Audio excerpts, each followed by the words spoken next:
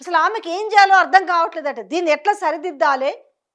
ఇప్పుడు ఇటు local body elections, దాని తర్వాత రేపు బై ఎలక్షన్స్, దాని తర్వాత వీళ్ళు ధైర్యం చేసి ముందుకు పోతే జిహెచ్ఎంసీ ఎలక్షన్స్. ఇవి వీళ్ళ ముందు ఎంత ఒక అగ్ని పరీక్ష అంటే అంత అగ్ని పరీక్ష లాగున్నాయి.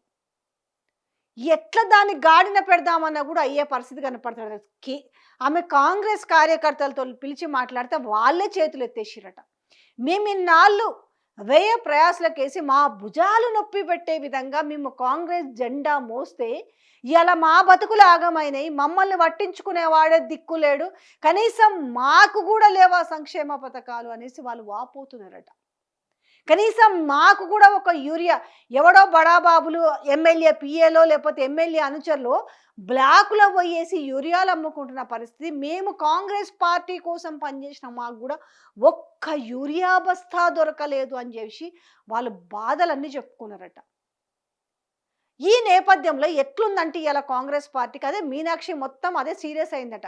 ఒక్క సీట్ వచ్చే అవకాశం లేదు, మీరు ఏం చేస్తారు, ఎట్లా గట్టెక్కుతారు, ఎందుకు ఇంత తెలంగాణలో ఉన్నదే పట్టుమని 3 రాష్ట్రాల్లో ఉంది కాంగ్రెస్ పార్టీ. ఇలాంటి నేపథ్యంలో ఉన్న రాష్ట్రాన్ని కూడా మనం చేజేతులారా వదులుకుంటామా?